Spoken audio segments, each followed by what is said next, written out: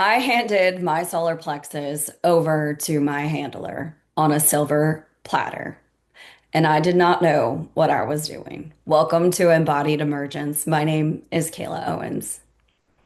If you're visiting me or meeting me for the first time, I've worked in learning and development since the early 2000s, and I was deeply embedded in performance systems, scaling frameworks, leadership models. And while I was working for the author of the Rockefeller Habits, I experienced a sudden shift in perception and became upsided.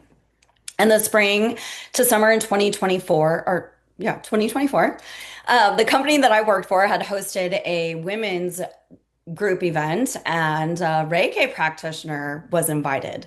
It felt exciting and progressive and harmless, and without much thought, I consented. But I didn't understand a very critical question.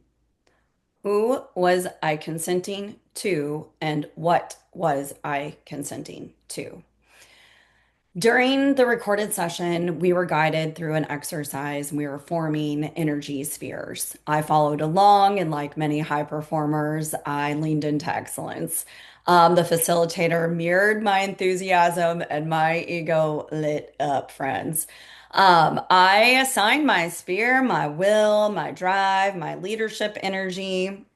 And in doing so, I externalized something that should have remained embodied. It felt symbolically like the moment that Ariel gives her voice to Ursula. Not because someone had taken something from me, but because I had handed it over without discernment. What would follow would be a work leadership retreat to Mexico City. We stayed in a big house together. It was a retreat styled event with morning yoga and breath work. And of course, I engaged without any understanding of the veiled world. I didn't know that Mexico City was a mystic place. Shout out to all my grid worker friends who can share about the ley lines of Mexico City. It carries a very deep imprint of ritual power, devotion, and blood memory, the collapse rebuilding. Spiritual hijacking doesn't always happen because someone is evil. It happens when awareness expands faster than embodiment.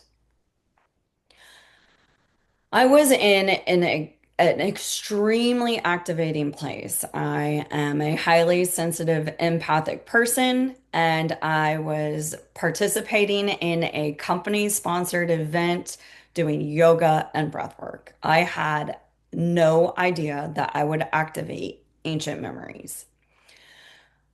When we don't know how to hold our gifts, we outsource authority to people, symbols, systems, or experiences. And at that time, I thought I was just a normal person. So when perception expanded, fear rushed in. And fear is where sovereignty leaks. So, if this is resonating with you at all, follow me as I discuss my journey in overcoming fear and restoring sovereignty as guided by my inner earth ancestors. Keep your head up when you go into contact.